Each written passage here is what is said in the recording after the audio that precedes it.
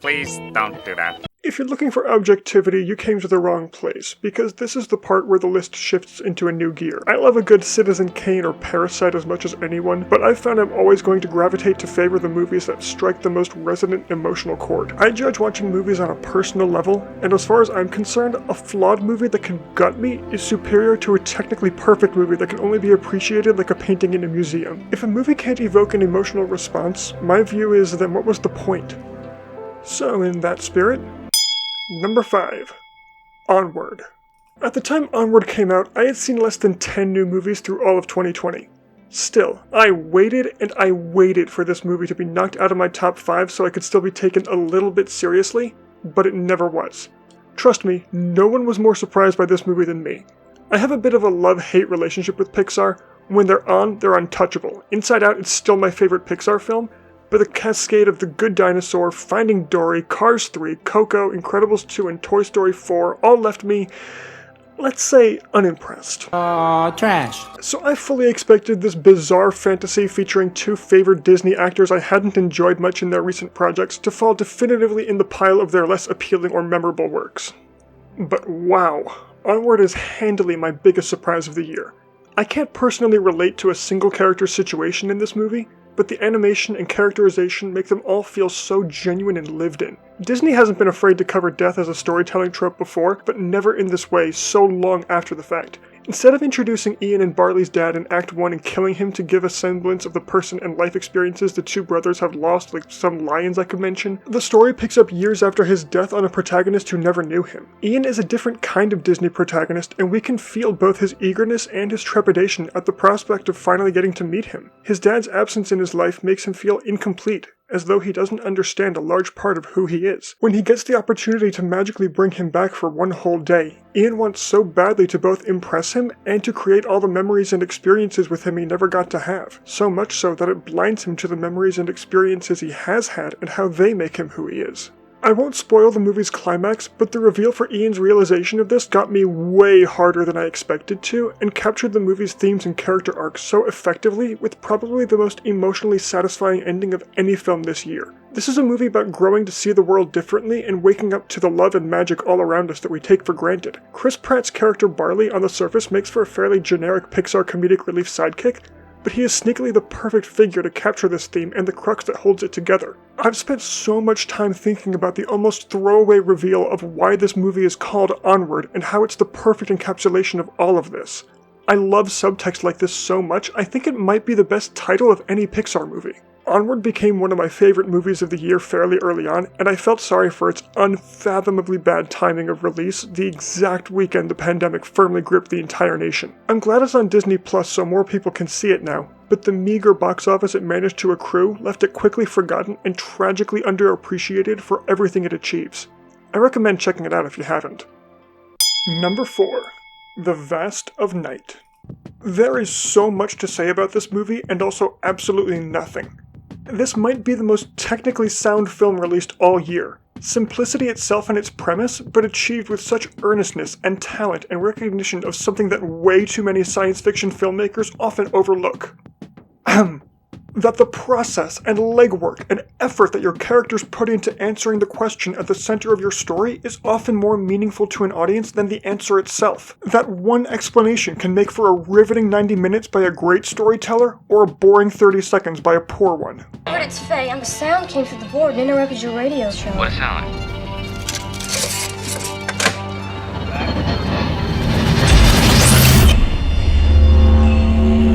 The Vast of Night is first and foremost a proof of concept of this awareness.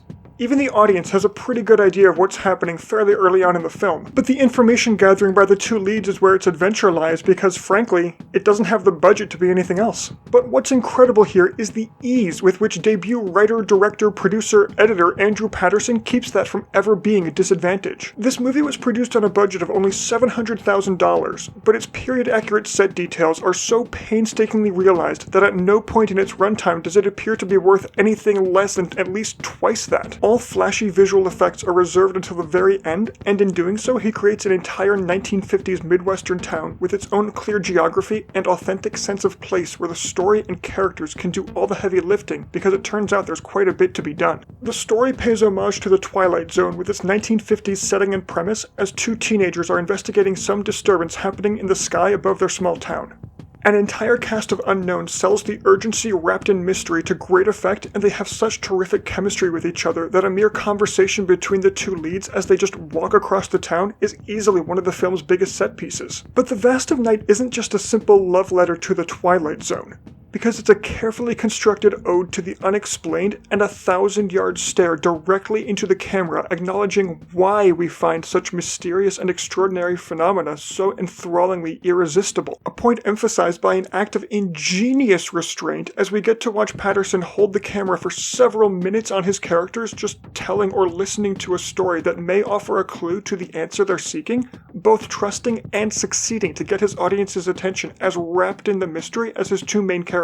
Similar to the case with Sidney Flanagan, Patterson is someone in whom I'm buying a lot of stock pretty early on. Movies like The Vast of Night don't happen by accident or without a significant degree of talent. It displays such a complete mastery of genre and tone that I don't think we've seen since early Rian Johnson, and that's not a comparison I make lightly. I'm so excited to see what Patterson does next, and I can't recommend this one enough.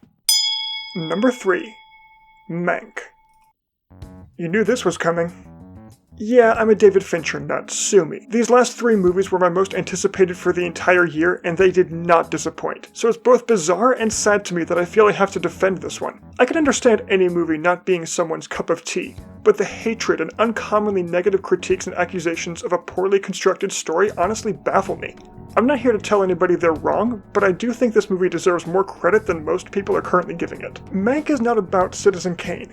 It never was. It's an eviscerating treatise about nothing less than the entire relationship between the movies and their audience. It's a story about the seldom acknowledged power motion pictures have to influence an audience gleaned through the eyes of a man who didn't believe in that power until it was too late. About how the line between the movies and one's perception of reality is dangerously small, and the intersection where art meets politics is enormous. About what we stand anonymously behind and openly against. How the only truth in the movies is the absence of any truth at all, and how we are not the heroes of our own stories we love to believe we are. David and Jack Fincher crafted the so-called golden age of Hollywood from our glossiest dreams, filled it to the brim with earnest, pure-hearted characters drunk on glamorous romanticism, then let good old-fashioned capitalism slowly burn them all to ashes. Not by building the brutalist nightmare that David Lynch did in Mulholland Drive, but by injecting just the right amount of cynicism and reality into its screenplay to expose the artifice of its beauty and make us find it at best conflicting, at worst utterly sickening. Mank, it's Orson Welles. Our eyes are inundated with beauty from top to bottom, but with an ugliness just beneath the surface. The world believes in the best of people but the worst of our systems. The frame is saturated in a romance that it laughs at anyone for believing in. Mank and a select few industry colleagues have the silver-tongued rhythm and artistic flourish of genuine 1940s movie stars, and the world moves around them. But those on the periphery grind it to a halt with an unnerving dose of realism. I heard Pops on the phone helping to pick the president's cabinet like casting a movie. They can stop a guy like Sinclair. Couldn't you, Pops? Pardon. I don't know what I'm saying. David and Jack Fincher's Old Hollywood is not the dystopian nightmare of sleaze and double-dealing it could have been, but it methodically lays waste to the sentimental paradise it's lovingly commemorated as. It bears a simultaneous contempt for the institution and a celebration for what it means to us. It's a Matterhorn of creativity, directing, and balance that reminds us our nostalgic past is only as glamorous as we choose to remember it. We know the world doesn't look, speak, or operate like this, but in a movie we're allowed to pretend we believe it does. But with Mank, the Finchers refuse to let us off that hook. The movie is a constant balancing act between idealism and realism. The latter is the clear favorite, but it doesn't leave the former in the dust, it brings it along for the ride to continue beating it down. The embodiment of this is perfectly personified in Mank's wife, Sarah. Several times throughout the film, he romantically asks her why she loves him or puts up with him, every time her responding with the cutesy aw shucks eye roll or zinger we expect from an old Hollywood film. But the scene in which this device is finally paid off at the end of the film, to me, is maybe the most devastating and suddenly disarming moment in a movie all this year. An absolute ice bucket to the nervous system that leaves me, and Mank, speechless. Like I said in the previous video, I have 5,000 words on Mank already written, and it is insanely difficult not to just copy and paste large swaths of that script into this to convey how brilliant I think this film is. I'm not going to call it David Fincher's masterpiece, not up against his already titanic filmography, but I can easily see it aging to be one of his most important films. Time is going to tell on this one. You cannot capture a man's entire life in 2 hours. All you can hope is to leave the impression of one. Number 2. Weathering with You. I kid you not, from January to December, this was my number 1 movie of the year. I had ridiculously high expectations for this movie, being from the director of currently my favorite movie of all time, and it met every single one of them. So allow me to take this time to give Makoto Shinkai some of the recognition he deserves. There's nothing more gorgeous than a beautiful, clear sky. You could easily make the case that all of his films fall under a certain niche when it comes to their themes and characters. The significance of our interpersonal relationships and the way they unconsciously shape who we are, with a particular focus on adolescence, love, loss, distance, and the human connections that make us feel whole. And yeah, I think that's fair to say. The guy writes what he knows, but from 5 centimeters per second to The Place Promised in Our Early Days to The Garden of Words to Your Name to this, he's found so many new angles to explore that he's taken that niche and fashioned it into a home. All of Shinkai's characters come from a place of strong internal conflict and vulnerability and honesty as they stand at a physical or metaphysical crossroads of their lives. In this case, the 3 adolescents at its center are all living a precarious independent existence when they find each other and are desperate to hold on to that independence and sense of found family no matter what. Where the film pulls the rug out from under us is in how far no matter what is willing to go. This is maybe the first great climate change metaphor story because of its willingness to acknowledge the personal difficulty entailed in making a selfless sacrifice. It's not about denying climate change or justifying inaction in its face, but examining the importance with which we hold our connections through the context of a relevant and recognizable existential threat. Because if you alone had the power to save the world, but it meant you had to give up the one thing that makes you truly happy forever, could you bring yourself to do it?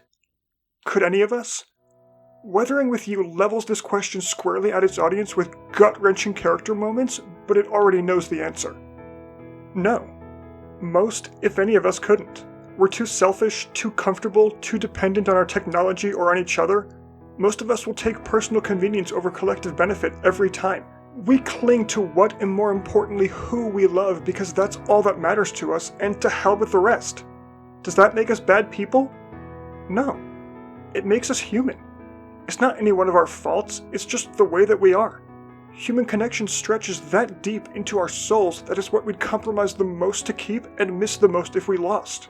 And this being a Comics Wave film, everything from the art direction to the voice acting to the editing to the characters to the score are painstakingly honed to beauty and perfection to work in service of this idea. I'd argue it falls slightly short of achieving the synergistic harmony that can be found in Your Name, but I didn't need this to become my new favorite movie.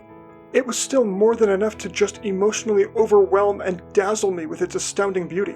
Guys, Makoto Shinkai is goddamn good at this.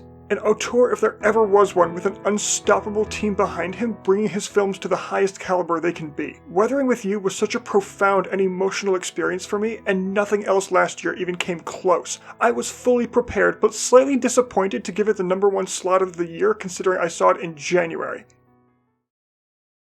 That is, until I saw number 1, Tenet.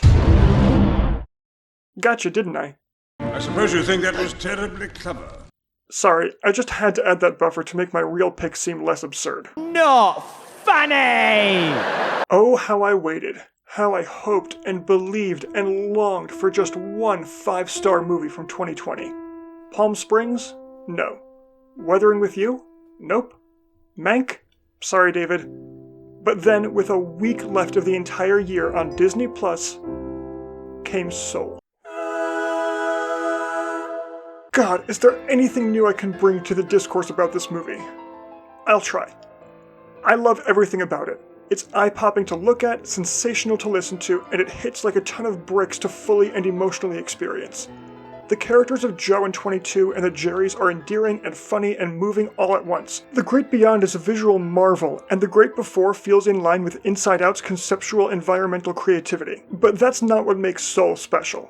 It's not what puts it at the top of this list as the best movie I watched last year. Pixar movies hit us in our weak spots because their emotional climaxes are often so relatable it shouldn't be possible.